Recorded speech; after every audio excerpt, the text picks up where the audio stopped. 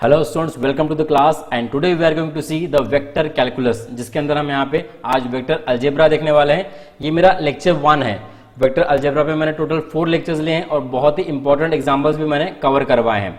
तो इस लेक्चर में हम क्या करने वाले हैं, बेसिक्स चीज देखने वाले कि वेक्टर क्या होता है। तो इसमें हम डेफिनेशन ऑफ स्केलर देखेंगे, वेक्टर देखेंगे, मॉड्यूलस ऑफ वेक्टर ये मैंने इंक्लूड किया हुआ है, then types of vectors, addition and subtraction of vectors, position of vector, linear combination of vectors, dot product क्या होता है, क्रॉस प्रोडक्ट क्या होता है, स्केलर ट्रिपल प्रोडक्ट क्या होता है, उसको भी मैंने यहाँ पे कवर करवाया है।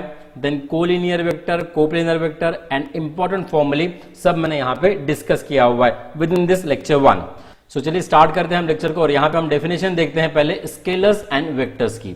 अब स्केलर क्या होता है, अ स्केलर क्वांटिटी और simply a scalar is a quantity which has the magnitude but is not related to any definite direction in space.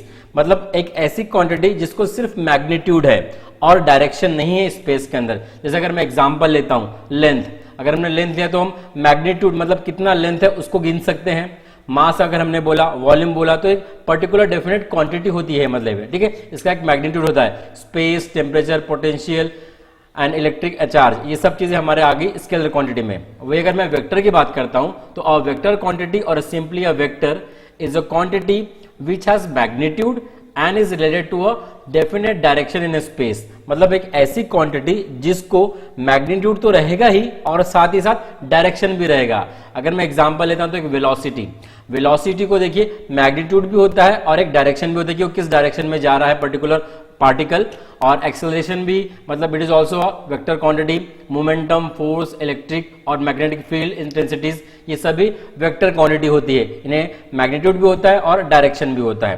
तो ये हो गई मेरी डेफिनेशन किसकी, स्केलर्स और वेक्टर्स की। और हम कह सकते हैं कि vector is a direction line segment, ये भी हम बोल सकते हैं। अब हम देखते हैं मॉड्यूलस ऑफ वेक्टर क्या होता है। द मॉड्यूलस और magnitude of a vector is the positive number which is the measure of the length of the vector. मतलब पर्टिकुलर वेक्टर का हम लेंथ निकालते हैं उसे हम कहते हैं इट इज अबाउट मॉड्यूलस या फिर मैग्नीट्यूड।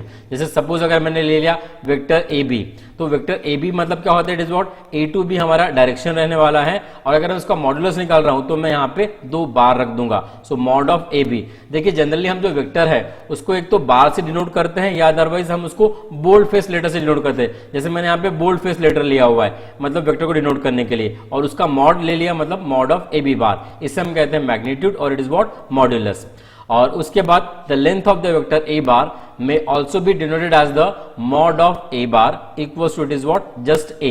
मतलब अगर आपने वेक्टर से बार हटा दिया, अगर सिर्फ a लिख दिया तो उसे हम मैग्नीट्यूड कहते हैं और उसको हम मॉड ऑफ a बार ऐसा लिख सकते हैं। देखिए एरो भी यूज किया जाता है, बार भी यूज किया जाता है वेक्टर के लिए, तो ये अलग अलग नोटेशंस होते हैं। इससे हम कंक्लूड कर सकते हैं कि कोई भी वेक्टर को अगर मुझे डिनोट करना है तो उसके ऊपर मैं एक तो बार लगा सकता हूं, या फिर उसके ऊपर मैं एरो दे सकता हूं, या फिर उसको बोल्ड फेस में लिख सकता हूं, मतलब थोड़ा सा डार्क लिख सकता हूं। ठीक है, ऐसे हम डिनोट करते हैं किसी भी वेक्टर को। तो ये वेक्टर ए बार हम ऐसा भी करते हैं या अदरवाइज हम उसको इस तरह से भी डिनोट करते हैं, that is A B bar likewise. And one more thing is here, the vector whose length is 0 is called as the zero vector और null vector and is written as it is what, bold 0 और 0 बार या फिर 0 arrow यहाँ पे। ठीक है, तो जिसका लेंथ अगर 0 हो गया जिस वेक्टर का, उसे हम नल वेक्टर कहते हैं, 0 vector. It is simple to understand. So चलिए अभी देखते हैं नेक्स्ट पार्ट। नेक्स्ट पार्ट में हमने क्या डिफाइन किया है, types of vector. So types of vector में हम स्केलर मल्टीपल ऑफ वेक्टर यहाँ पे डिफाइन कर रहे हैं। Let A bar be a vector and M be a real number, that is a scalar quantity, then ma bar is a vector which is called as the scalar multiple of a bar। अब देखिए हमने यहाँ पे 2 quantity ली हुई है। कौन सी 2 quantity, एक हो गया मेरा वेक्टर, एक हो गया स्केलर क्वांटिटी। स्केलर क्वांटिटी मतलब कांस्टेंट क्वांटिटी, उसको मैंने मल्टीप्लाई किया वेक्टर से तो मुझे वेक्टर ही मिलने वाला है बिकॉज ये स्केलर है। ओके, स्केलर इनटू वेक्टर हो जाएगा, it is what, vector quantity. वही हमने बोला है कि this will be then known as a scalar multiple of the vector A bar. अब हम डिफाइन करते हैं unit vector. A vector whose length is or modulus is unity is called as the unit vector। अभी मैंने आपको modulus बताया कैसे निकालते हैं। अगर मॉडुलस यूनिटी आता है मतलब 1 आता है किसी वेक्टर का, then it is called as the unit vector. Unit vector का एग्जांपल बताइए मुझे। आपको पता है ijk, so ijk are nothing but the unit vectors along the axis x, y and z respectively, ये आपको पता होगा। ठीक है, तो ये मैंने आपको एग्जांपल बता दिया। अब देखते हैं हम डिफाइन करते हैं unit vector in the direction of the vector. अब मैंने यहां पे लिया if A bar is a vector and this A beats modulus, then the unit vector in the direction of the vector a bar is denoted by a cap and it's defined as a cap equals to a bar upon mod of a bar। मतलब modulus से आपको divide कर देना है vector को, तो आपको आ जाता है unit vector in the direction of that particular vector. इसको हम ऐसा भी लिख सकते हैं a bar upon a, A denote करता है, इट इज व्हाट, मॉड्यूलस और मैग्नीट्यूड। अब यहीं से हम देखिए इन्फर कर सकते हैं या फिर निकाल सकते हैं ए बार को। हमने ए यहां पे ट्रांसफर कर दिया, ये मेरा वेक्टर है और ये मेरा स्केलर क्वांटिटी है, तो ये हो जाएगा it is what, mod of A bar into A cap. तो ए बार को हम mod of A bar into A cap भी लिख सकते हैं, इसको आपको याद रखना है। इसी को हमने यहां पे बोला है any vector can be obtained by multiplication of its magnitude with the unit vector along the direction of that vector which is written here। Okay, इसको आप बस समझिए, बिकॉज इसका जो कंसेप्ट है ना हम यूज करने वाले हैं जब हम डायरेक्शनल डेरिवेटिव्स निकालेंगे, तो आपको वहां पे यूनिट वेक्टर का जरूरत पड़ता है और निकालना पड़ता है। तो यूनिट वेक्टर कैसे निकालते हैं, आप पर्टिकुलर वेक्टर को डिवाइड कर देते हैं उसके मॉड्यूलस से, तो आपको यूनिट वेक्टर आ जाता है। अब हम डिफाइन करते हैं like vectors. Vector which have the same sense of direction are called as like vectors. मतलब अगर वेक्टर्स को सेम डायरेक्शन रहेंगी, अगर दो वेक्टर्स है हमारे पास, दोनों को सेम डायरेक्शन है, तो उसे हम कहते हैं लाइक वेक्टर्स। बाद में को इनिशियल वेक्टर्स, देखिए नाम से ही आपको चीजें पता चल जाती है। को इनिशियल मतलब इनिशियल पॉइंट सेम होने होगा उनका, मतलब the vector have the same initial point are termed as the coinitial vector. जैसे अगर मैं यहाँ पे ड्रॉ करता हूँ, ठीक है, वेक्टर्स को, तो वेक्टर्स को ड्रॉ करने के लिए सपोज मेरे पास ये एक पॉइंट हो गया, यहाँ से मेरे दो वेक्टर्स निकल गए यहाँ पे, इट इज व्हाट, सपोज मेरा ओ हो गया, इसको हमने ए दे दिया, यहाँ पे ये बी दे दिया, तो मेरा ये ओ एक वेक्टर हो गया मेरे पास, और ये दूसरा वेक्टर क्या हो जाएगा, it is what, O B. तो जनरली जब भी हम वेक्टर को डिनोट करते हैं तो कैसा करते हैं कि इनफाइनाइट लाइन होती है, उसको हम दो पार्ट में डिवाइड कर देते हैं, या अदरवाइज इस तरह से दो पॉइंट ले लेते हैं, it is what A B, इसको हम लाइन सेगमेंट भी कहते हैं, और इसको हम डिनोट करते हैं it is what A B bar से, या अदरवाइज ए बी एरो से, मतलब डायरेक्शन ए टू बी रहेगा, या अदरवाइज हम सिंपली इसको ए बार भी लिखते हैं, ऐसे हम वेक्टर को डिनोट करते हैं। तो अगर कोई इनिशियल वेक्टर है मतलब उनका इनिशियल पॉइंट सेम रहेगा, और अगर लाइक वेक्टर्स है तो उनके डायरेक्शन सेम रहेंगे। नाउ अभी नेक्स्ट डिफाइन करते हैं, it is what, negative vectors. So the vector having the same magnitude as the vector a bar but opposite in the direction is known as the negative of a bar and it is denoted by the minus of a bar। Negative vector मतलब बस दोनों के direction completely opposite रहेंगे, उसे हम कहेंगे negative vector. जैसे अगर मेरे पास a बार है तो नेगेटिव वेक्टर को मैं डिनोट करूंगा माइनस ऑफ a बार से। अब उसके बाद हम डिफाइन करते हैं equality of two vectors. The two vectors are said to be the equal if they have the same magnitude and are in the same direction, मतलब मैग्नीट्यूड भी सेम और डायरेक्शन भी same, then we say that the vectors are it is equal vectors। उसके बाद हम अब करते हैं डिफाइन एडिशन एंड सब्ट्रैक्शन, हम किस तरह से वेक्टर का करते हैं। तो उसके लिए ट्राइंगल लॉ ऑफ वेक्टर्स लगता है यहाँ पे। अगर मैंने यहाँ पे 3 पॉइंट्स ले लिए, it is what O A B are taken and then so that O A bar को हमने ए बार से डिनोट कर दिया, ए बी बार को बी बार से डिनोट कर दिया हमारे कन्वीनियंस के लिए, then this O B bar is called as the vector sum or resultant vector for the vector a bar and the b bar, and उसको हम कैसे लिखते हैं, o a bar plus a b bar equals to o b bar।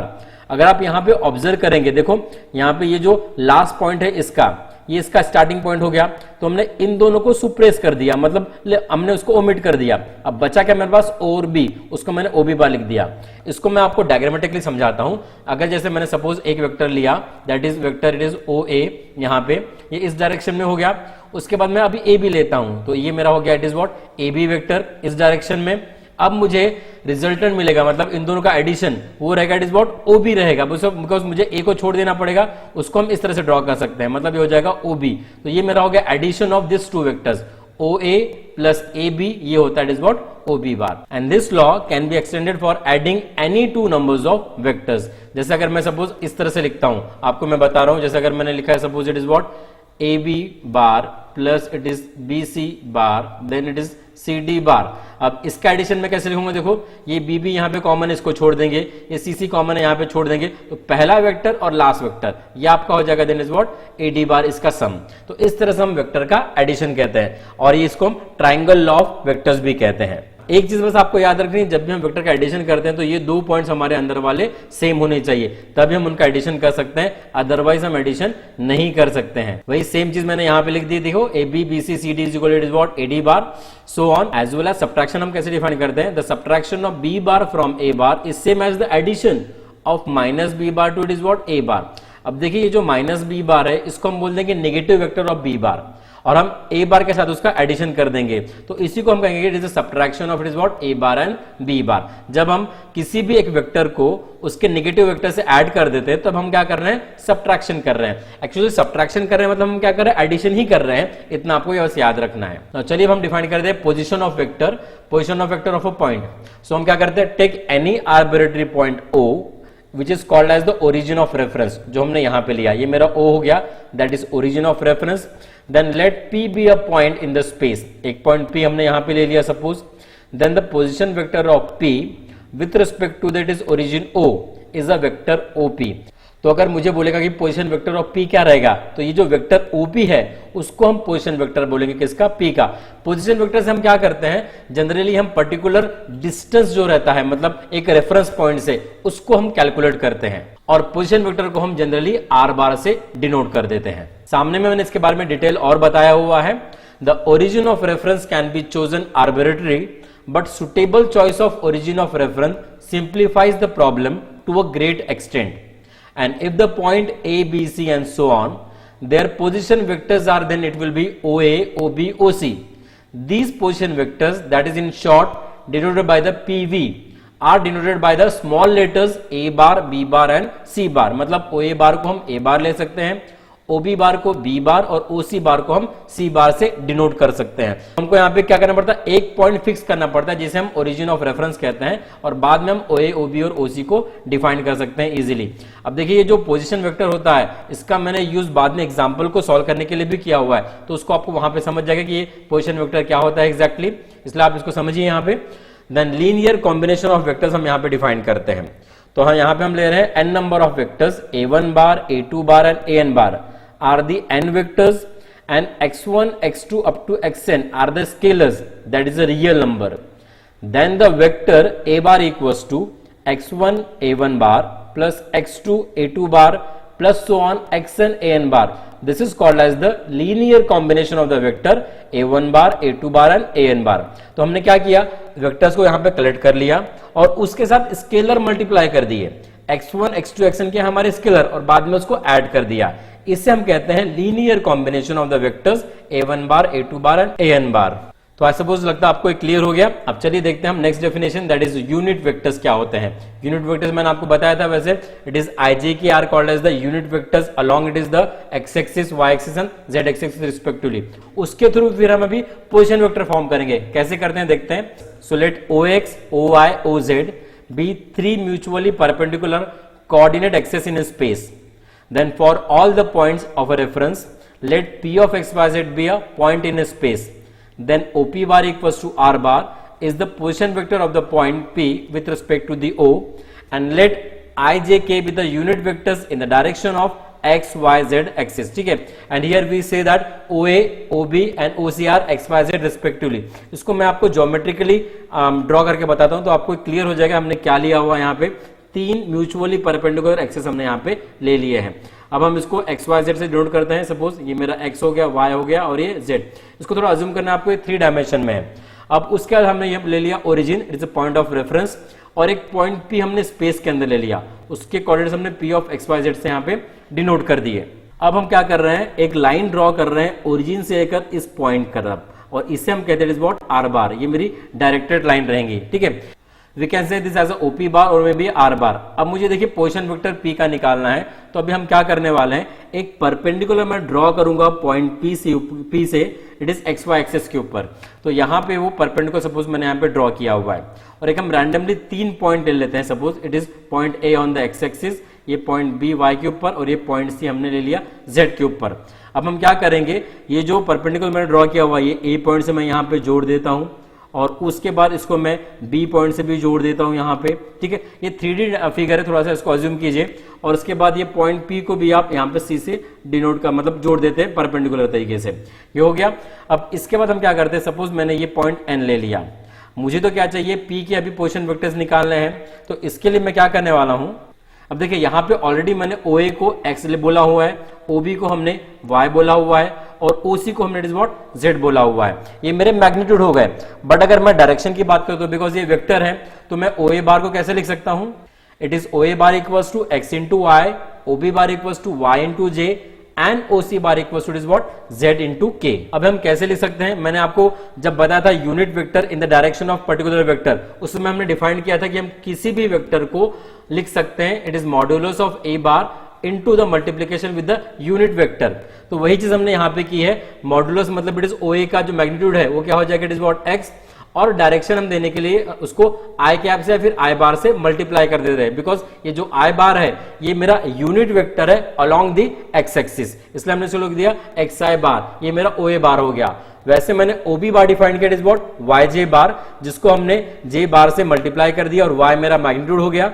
OC बार को हमने लिख दिया is what Z के बार, दैट इज के बार is a unit vector along the Z axis. तो ये बहुत ही इंपॉर्टेंट रिजल्ट है, इसको याद रखना है, जिससे हमने OA बार, OB बार, OC बार लिखा हुआ है।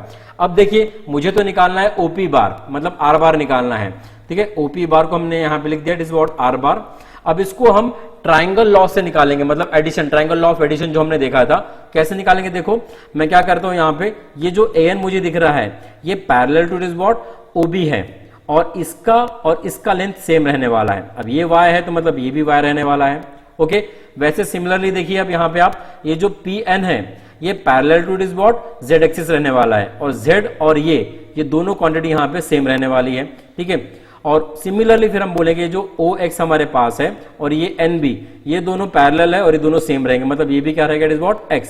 और अगर मैं यहाँ पे अगर ट्राइंगल लॉ ऑफ एडिशन लगाता हूं तो देखिए कैसे लगाऊंगा मैं, तो यहाँ पे मैं OA लिखूंगा, OA बार, ठीक है, देन प्लस AN बार, हमने ले लिया AN बार, देन प्लस हम ले लेते व्हाट NP बार, ये मैंने NP बार ले लिया। अब आपको पता है कि OA बार हमने एज इट इज लिख दिया।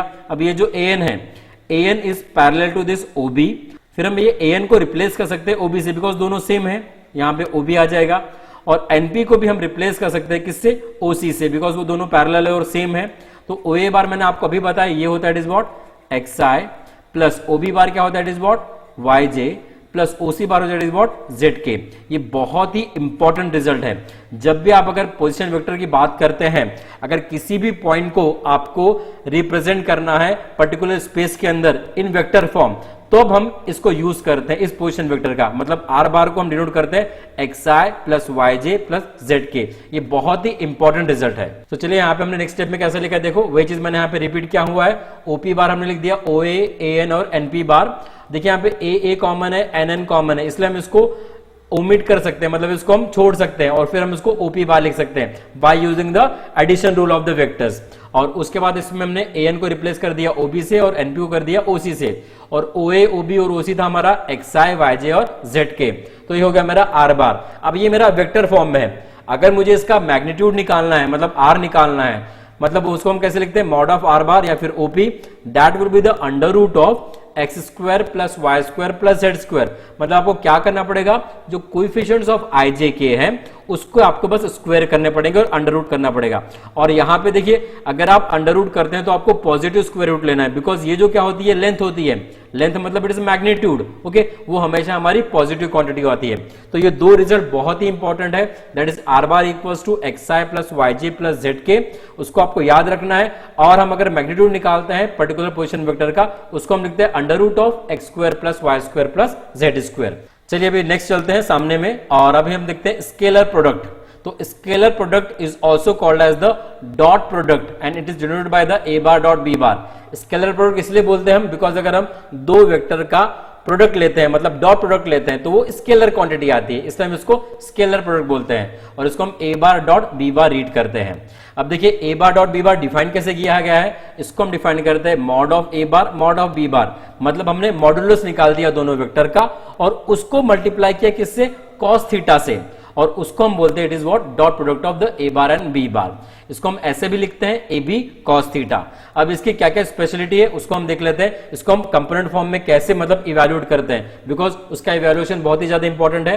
सो expression of A bar and B bar in terms of component, तो हम ए बार को लिख सकते हैं a1i plus a2j plus a3k, then B bar को हम लिखते हैं कंबाइंड फॉर्म में b1i plus b2j plus b3 के सपोज, ठीक है, ये हमने अज्यूम किया। अब हमको निकालना is what a bar dot b बार, तो हमने दोनों के डॉट प्रोडक्ट ले लिए।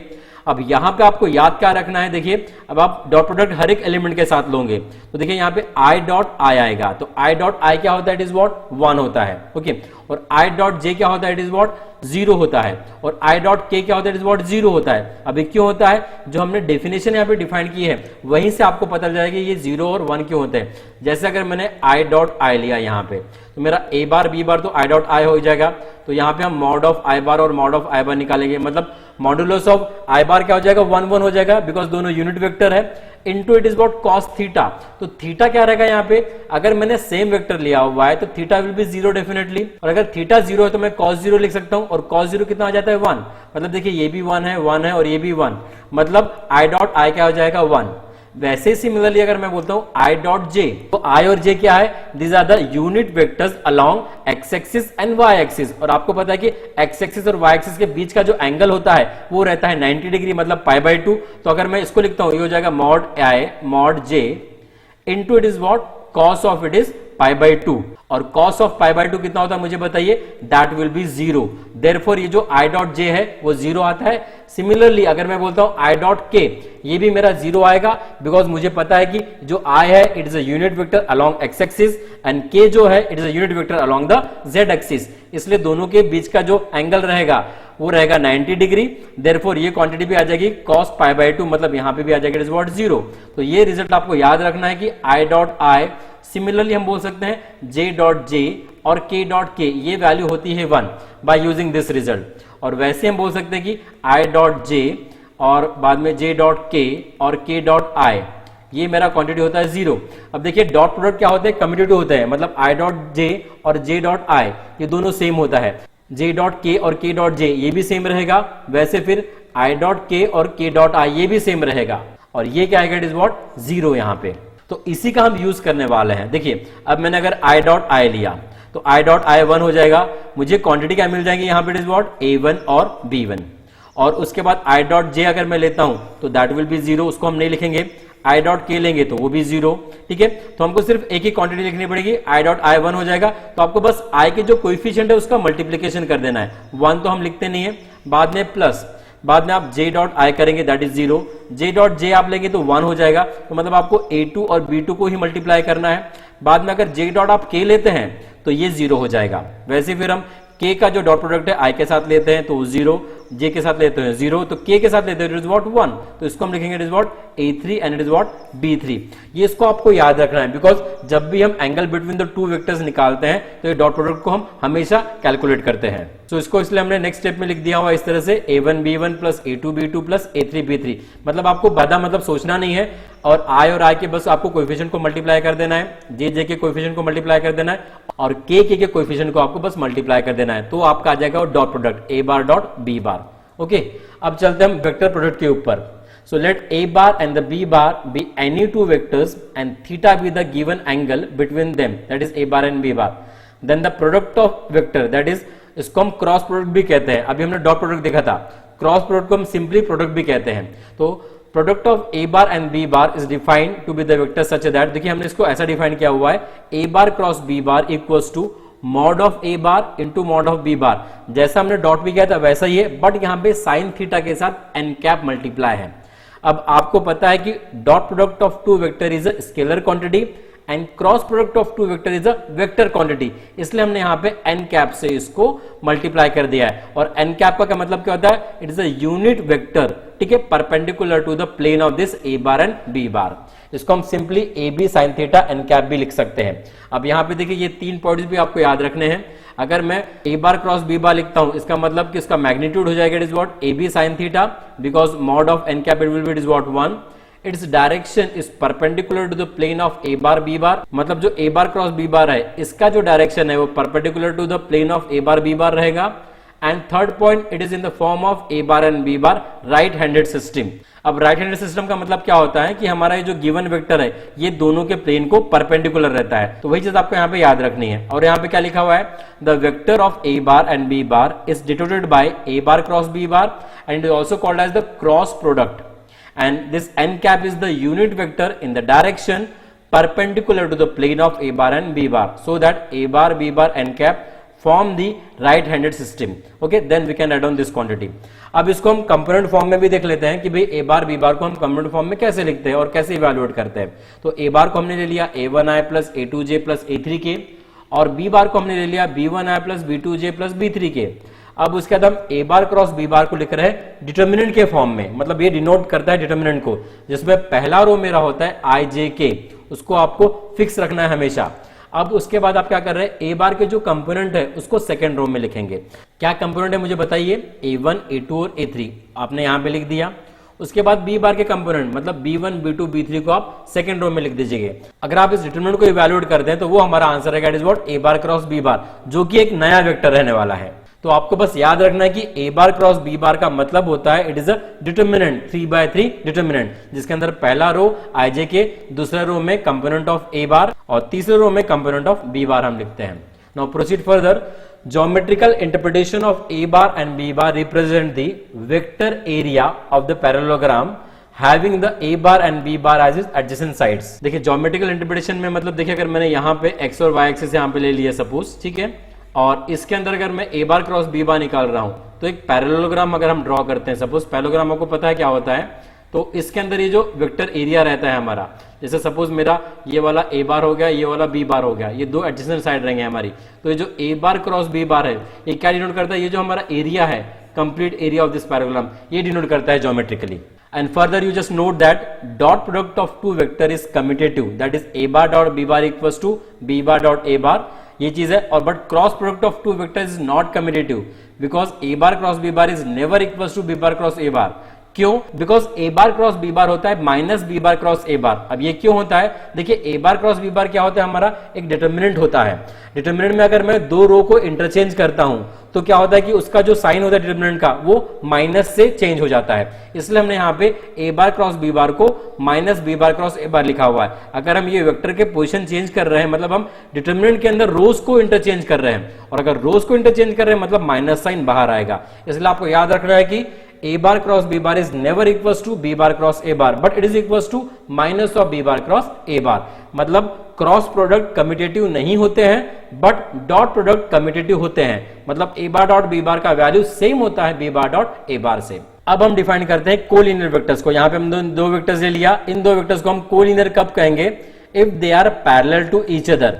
Now in this case the each is a scalar multiple of each other. अब देखिए पैरेलल वेक्टर कोलिनियर वेक्टर का मतलब एक ही होता है, याद रखिएगा. अगर दो वेक्टर्स पैरेलल है या फिर कोलिनियर है तो हम क्या करते हैं कि एक दूसरे को उनका स्केलर मल्टीपल लिख सकते हैं, मतलब A bar equals to M B bar हम लिख सकते हैं, या अदरवाइज हम इसको B bar equals to 1 by M into is what A bar लिख सकते हैं. जहां पे ये जो m है ये मेरा स्केलर क्वांटिटी है और a बार b बार हमारे क्या है, वेक्टर है. वही हमने यहां बोला है कि each will be the scalar multiple of each other.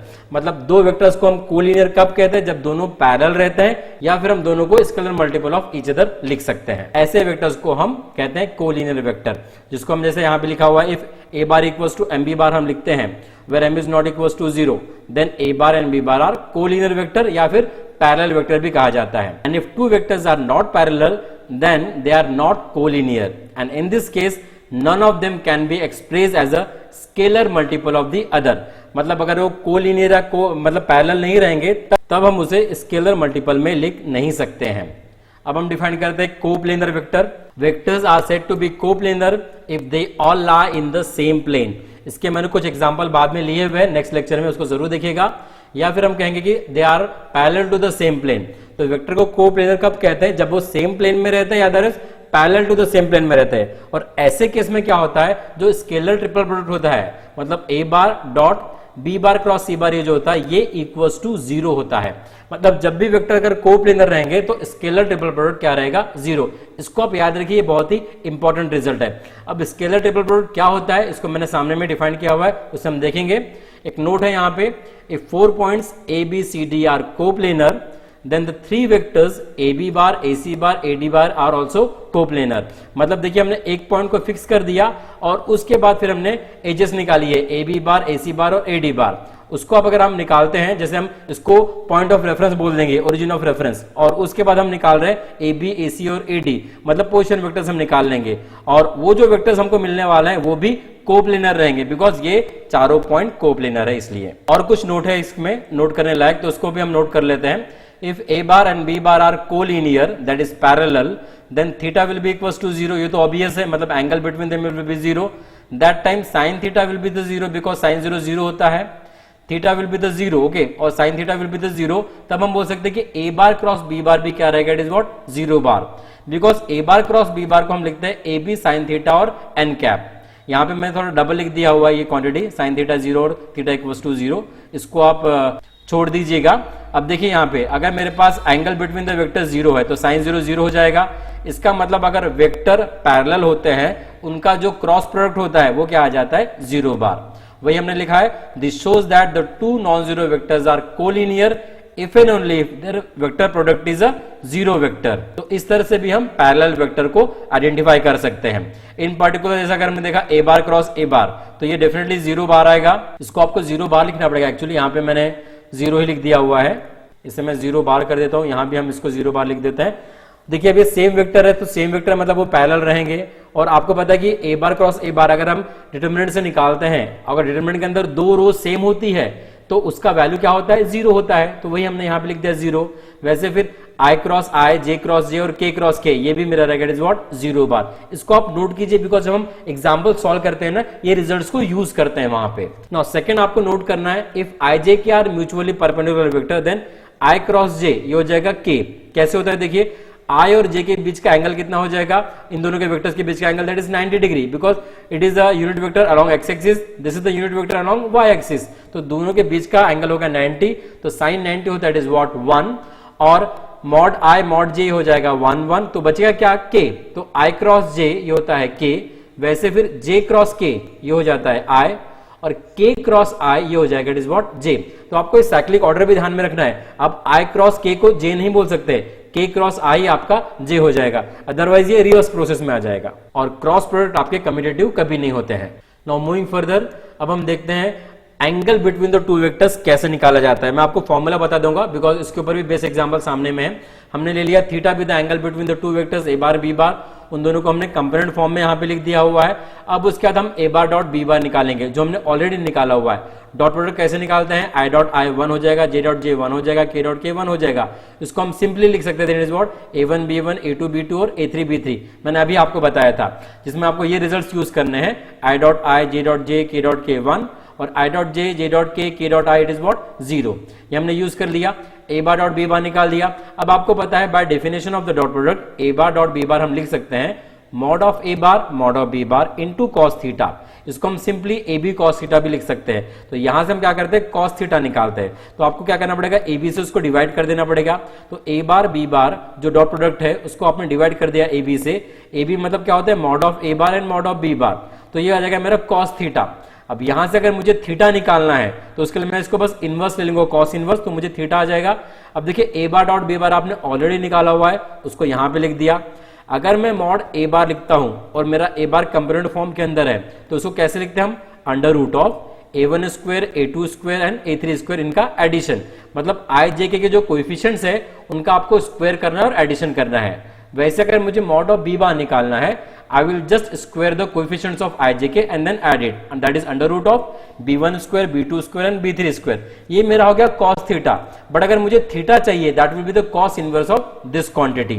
तो अगर आपको angle between the two vectors निकाला बोला है, मतलब आपको थीटा वैल्यू निकालना पड़ेगा, and theta will B cos inverse of this. मतलब अगर आपको a bar b bar component form के अंदर है तो आप डायरेक्टली ये फॉर्मूला यूज कर सकते हैं। अगर आपको याद नहीं करना फॉर्मूला, तो आप ये वाला जो डॉट प्रोडक्ट वाला फॉर्मूला है इसको याद रखिए, वहां से भी हम इसको इजीली फिर लिख सकते हैं इस थीटा को। ठीक है, यहाँ पे आप एक चीज नोट कर लीजिए, if a bar and b bar are perpendicular to each other then theta will be equals to 90 degree and cos theta का वैल्यू हो जाएगा it is what 0, because cos 90 आपको पता है क्या होता है 0। तो अगर थीटा अगर यहाँ पे 90 है, cos थीटा मेरा 0 आ जा रहा है, तो मेरा a बार डॉट b बार क्या हो जाएगा इट इज व्हाट 0। मतलब अगर दो वेक्टर्स परपेंडिकुलर होते हैं तो उनके जो डॉट प्रोडक्ट होते हैं वो क्या हो जाते हैं, 0 हो जाते हैं। और अगर दो वेक्टर्स पैरेलल होते हैं तब उनके क्रॉस प्रोडक्ट 0 होते हैं, और अगर दो वेक्टर परपेंडिकुलर होते हैं तो उनके डॉट प्रोडक्ट 0 होते हैं। ये बहुत ही इंपॉर्टेंट रिजल्ट है डॉट प्रोडक्ट और क्रॉस प्रोडक्ट का। चलिए सामने देखते हैं अभी, that is scalar triple product क्या होता है। If A bar B bar and C bar any three vectors, then the scalar or a dot product of a bar with b bar cross c bar is called as the scalar product of the three vectors a bar, b bar and c bar, and it is written as a bar dot b bar cross c bar। इसको आपको थोड़ा सा note करना है, मैंने यहाँ पे bracket में लिखा हुआ है b बार क्रॉस c बार, मतलब पहले हम क्रॉस प्रोडक्ट करते हैं और उसके बाद उसका डॉट लेते हैं किसके साथ, a बार के बाद। आपको पता है कि cross product of two vector is a vector quantity, तो ये मेरा वेक्टर आ जाएगा। फिर आप में दो वेक्टर का आप डॉट लोगे तो वो स्केलर आ जाएगा, इसलिए हम उसको स्केलर ट्रिपल प्रोडक्ट कहते हैं, बिकॉज यहाँ पे हम तीन वेक्टर्स को यूज करते हैं और उनका रिजल्ट स्केलर आता है, that is called as the scalar triple product. Now it is obvious that this type of the scalar triple product is scalar quantity, जो मैंने अभी आपको बताया। और scalar triple product A bar dot B bar cross C bar को हम ऐसा भी डिनोट कर सकते हैं, box product A bar B bar and C bar. हमारे कन्वीनियंस के लिए हम इसको ऐसा डिनोट करते हैं, मतलब कभी ये भी अगर यूज किया हुआ और ये यूज किया हुआ है तो it is same thing, and it is called as the box product of A bar B bar and C bar, मतलब वही चीज मैंने यहाँ पे लिखा हुआ है। अब एक चीज आपको यहाँ पे नोट करनी है, in the product A bar dot B bar cross C bar, then A bar dot B bar is a scalar quantity. जैसे अगर मैंने पहले डॉट प्रोडक्ट ले लिया तो ये स्केलर आ जाएगा, तो स्केलर का मैं क्रॉस मतलब वेक्टर के साथ नहीं ले सकता हूं, बिकॉज अगर मुझे क्रॉस प्रोडक्ट लेना है तो मुझे दोनों वेक्टर चाहिए, मतलब ये मीनिंगलेस हो जाता है उस समय। तो इसलिए मैं आपको कहता हूं कि पहले हमको क्रॉस प्रोडक्ट लेना पड़ेगा और बाद में डॉट प्रोडक्ट। अब ज्योमेट्रिकल इंटरप्रिटेशन हम देखते हैं स्केलर ट्रिपल प्रोडक्ट का। The scalar triple product of three vectors that is A bar B bar C bar, that is a bar dot b bar cross c bar, this represents a volume of parallelepiped which has of its three quaterminous edges vectors as a bar b bar and c bar। मतलब ये जो scalar triple product है ये denote करता है geometrically volume of the पैरेललोपिपेड। अब पैरेललोपिपेड कैसे होता है, देखिए मैं आपको पैरेललोपिपेड मतलब थ्री डायमेंशनल फिगर आपको पैरेललोग्राम का निकालना पड़ेगा यहाँ पे। तो देखिए अगर मैं थ्री डायमेंशनल फिगर पैरेललोग्राम का निकालता हूँ तो वो कुछ इस तरह से रहेगा, और हम उसका वॉल्यूम डिफाइन करते हैं स्केलर ट्रिपल प्रोडक्ट से। तो यहाँ पे तीन हम एजेस लेते हैं, that is A bar B bar and C bar, वो हमारे एडजेसेंट कॉन्करेंट एजेस रहते हैं। मतलब सपोज ये मेरा ए बार हो गया, ये होगा बी बार और ये सी बार, ये हो गया मेरा इज व्हाट पैरेललोपिपेड। तो इसका जो वॉल्यूम है वो होता है A bar dot B bar cross C bar. अब ये जो क्वांटिटी होती है ये हमारे एक्चुअली डिटर्मिनेंट होती है, इसको हम कंपेरेटिव फॉर्म में देखने वाले हैं सामने में। सो यहाँ पे हम लिख सकते हैं volume of parallelopiped equals to the box product of A B bar A C bar A D bar, या अदरवाइज हम उसको scalar product of A bar dot B bar cross C bar भी लिख सकते हैं। मतलब ए बी बार को आपने ए बार ले लिया, ए सी बार को आपने बी बार ले लिया और ए डी बार को आपने सी बार ले लिया। अब यहाँ पे मैं आपको एक चीज और नोट करूंगा कि ये जो स्केलर ट्रिपल प्रोडक्ट होता है इसके अंदर क्या होता है कि जो डॉट और क्रॉस है इसको हम इंटरचेंज भी कर सकते हैं, मतलब डॉट के जगह पे क्रॉस लिख सकते हैं, क्रॉस के जगह पे डॉट। बट अगर आप डॉट और क्रॉस को इंटरचेंज करते हैं तो आपको बस एक चीज याद रखना पड़ेगा, अगर मैं A bar dot B bar cross C bar लिख रहा हूं तो this will be same as it is what A bar cross B dot it is what C bar. मतलब dot and cross are interchangeable in the scalar triple product, मतलब ये दोनों determinant का value same आता है। ये result को हम सामने में यूज करने वाले हैं। चलिए अभी कुछ इंपॉर्टेंट रिजल्ट देख लेते हैं जो हम सामने में यूज करेंगे। That is first one A bar dot B bar cross C bar which will be equals to the B bar dot C bar cross A bar which will be same as the C bar dot A bar cross B bar. आपको इसको cyclic nature में change करना है। Cyclic nature मतलब आपको समझता है, अगर मैंने सपोज यहाँ पे तीन वेक्टर्स ले लिए, it is what A bar, it is B bar और इट इज सी बार, ठीक है। तो देखिए ओके पहले पॉइंट में हमने क्या किया, A bar dot B bar cross C bar, तो देखिए ए बी सी यहाँ पे आया, वैसे फिर B bar dot C bar cross A bar लिखा है मतलब बी सी ए आया, उसके बाद C bar dot A bar cross B bar मतलब सी ए बी आया। मतलब इस तरह का अगर हम साइक्लिक नेचर में चेंज करते हैं वेक्टर्स को तो उनके जो रिजल्ट्स होते हैं वो सेम होते हैं। उसी को हम बॉक्स प्रोडक्ट में भी लिख सकते हैं, box product of A bar B bar C bar is same as the box product of B bar C bar A bar which is same as the box product of C bar A bar and B बार।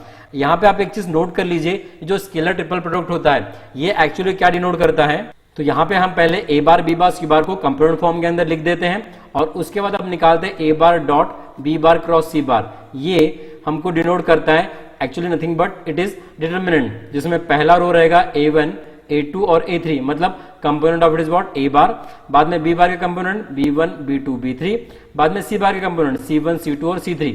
ये जो value रहेगा ये हमारा denote करता है scalar triple product and that is nothing but that is what box product. Next result है A bar dot B bar cross C bar equals to A bar cross B bar dot C bar. इसका मतलब कि we can interchange the dot and cross in the scalar triple product जो मैंने अभी आपको बताया था।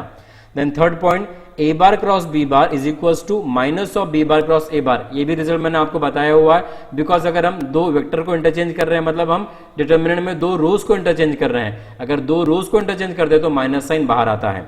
नाउ फोर्थ वन, अगर हमने A बार को लिखा कंपोनेंट फॉर्म में, B बार को कंपोनेंट फॉर्म में लिखा और C बार को कंपोनेंट फॉर्म में, तो जो स्केलर ट्रिपल प्रोडक्ट है ये क्या डिनोट करता है? डिटर्मिनेंट डिनोट करता है, जिसमें पहला रो रहेगा component of it is what A bar that is A1 A2 A3, बाद में component of B bar B1 B2 B3, then component of C bar that is C1 C2 और C3।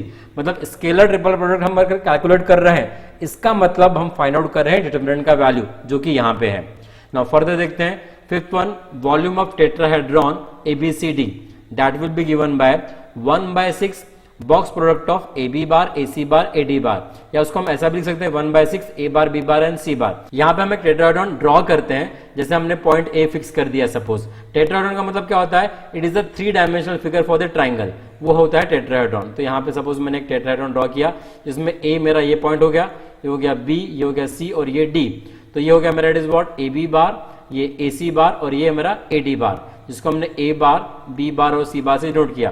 तो इसका अगर मुझे वॉल्यूम निकालना है तो हो जाएगा 1/6 box product of A bar B bar C bar. आपको मैंने बताया था अगर मेरे पास सिर्फ box product of A bar B bar C bar है तो वो डिनोट क्या करता है? That denotes it is what volume of parallelopiped, और वॉल्यूम ऑफ पैरेललोपिपेड को अगर आप 6 से डिवाइड कर देते हैं तो वो वॉल्यूम ऑफ टेट्राहेड्रॉन बन जाता है। और यहाँ पे हमने वही नोट किया हुआ है where ABCD are the vertices of the tetrahedron and this A bar B bar and C bar are the coterminous edges of the tetrahedron. मतलब 3 यहाँ पे कनेक्टेड लाइंस हमारे पास है, उसे हम क्वार्टर माइनस एजेस कहते हैं।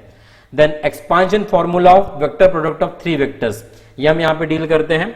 तो ये होता है A bar cross B bar cross C बार। इसको हम लिखते हैं कैसा? एक बार हम B को ड्रॉप करेंगे, ठीक है, और एक बार C को ड्रॉप करेंगे। तो इसको हम लिखते हैं A bar dot C bar into B bar. देखिए A bar dot C bar into B bar minus, then हम अभी C को ड्रॉप करेंगे तो A बार और B बार का डॉट लेंगे तो A bar dot B bar into it is what C बार। तो कैसे आप याद रखेंगे? एक बार B बार को ड्रॉप करना है, एक बार C बार को, तो इसको हमको याद रखना है AC माइनस ABC। ऐसा सेकंड फॉर्मूला है जिसके अंदर देखिए A क्रॉस B पहले कैलकुलेट किया हुआ है, बाद में क्रॉस C के साथ है।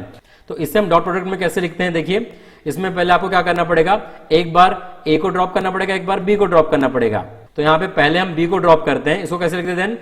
C bar dot A bar into B, वो लिखा हुआ है, देन माइनस, अब B को ड्रॉप कर देंगे आप, अब आप A को ड्रॉप कर देंगे, इसको लिखेंगे C bar dot B bar into it is what A बार। मतलब इसको हमने कैसे लिखा? CAB minus it is CBA। आप पहला वाला फॉर्मूला याद रखिए, बिकॉज वो फॉर्मूला अगर हम याद रखते हैं तो उसको हम हर जगह पे अप्लाई कर सकते हैं, बिकॉज हमको पता है कि A cross B is same as it is what minus B cross A। तो उसका यूज करके हम फिर हमेशा पहला फॉर्मूला यूज कर सकते हैं। And one thing you have to note that A bar cross B bar cross C bar is not equals to A bar cross B cross C bar. Now 7 देखते हैं हम expansion formula of vector product of 4 vectors. ये क्या होगा? देखो A bar cross B bar cross C bar cross D bar. इसको हम कैसे लिखते हैं? इसको आप बस याद रखिए, इसका प्रूफ मैंने सामने में लिया हुआ है। इसमें हम क्या करते हैं, एक बार B बार को ड्रॉप करते हैं, एक बार A बार को ड्रॉप करते हैं, और उस पर कैसे लिखेंगे? जैसे अगर सपोज मैंने पहले B बार को ड्रॉप किया तो इसको हम लिखेंगे box product A bar C bar D bar into B बार, जो पहला क्वांटिटी आ गया, देन माइनस, और हमने यहाँ पे अब A बार को ड्रॉप किया तो उसको हम लिखेंगे box product B bar C bar D bar into it is what A bar. Is it okay? पहले B बार को ड्रॉप किया, बाद में A बार को। ऐसे इसका एक और फॉर्मूला है A bar cross B bar cross C bar cross D बार का, इसको भी आपको याद रखना है, बिकॉज क्या है कि जो expansion formula vector product of 3 vectors और 4 वेक्टर्स है, इस पे डायरेक्टली कभी कभी MCQs भी आ जाते हैं कि आपको फॉर्मूला बताना है, फॉर्मूला लिखा रहेगा करेक्ट है या नहीं आपको बताना है। तो आपको अगर फॉर्मूला एग्जैक्टली पता है तो आप इजिली उसको आइडेंटिफाई कर सकते हैं कि वो करेक्ट है या नहीं। सेकंड फॉर्मूला कैसे याद रखेंगे हम? देखो एक बार C बार ड्रॉप करेंगे, एक बार D बार ड्रॉप करेंगे, तो देखिए box product A bar B bar D bar C बार, ये हमने लिखा पहला पॉइंट, बाद में D बार को ड्रॉप कर दो, box product A bar B bar C bar, then into it is what D bar. Box product का मतलब होता है इट इज व्हाट, डिटरमिनेंट हम कैलकुलेट कर रहे हैं यहाँ पे। तो इस एक्सपांशन फॉर्मूले का मैंने सामने में प्रूफ भी लिया हुआ है, इनको आपको याद रखना है बिकॉज इसके ऊपर बेस्ड आपके एमसीक्यूज भी आते हैं और प्रॉब्लम्स भी आते हैं, तो आप इसको अच्छे से याद रखिए। सो ये हो गया completely basic about it is what, vector algebra. अब इसके बाद मैंने इनके डिपेंडेंट एग्जांपल्स लिए हुए और कुछ प्रूफ लिए हुए हैं जो कि यूनिवर्सिटी एग्जामिनेशन में पूछे जाते हैं, तो उनको आपको अच्छे से देखना है सामने के जो भी लेक्चर्स हैं। और अगर आपको यहाँ पे कोई दिक्कत आती होगी तो मुझे आप कमेंट बॉक्स में लिख के बताइए, मैं उसको सॉल्व करने की पूरी कोशिश करूंगा। एंड नाउ लास्टली आई से thank you so much for watching this video and हंसते रहिए, मुस्कुराते रहिए और मैथमेटिक्स का नॉलेज एनहांस करते रहिए मैथमेटिक्स गणित संग्रह के साथ। Thank you so much.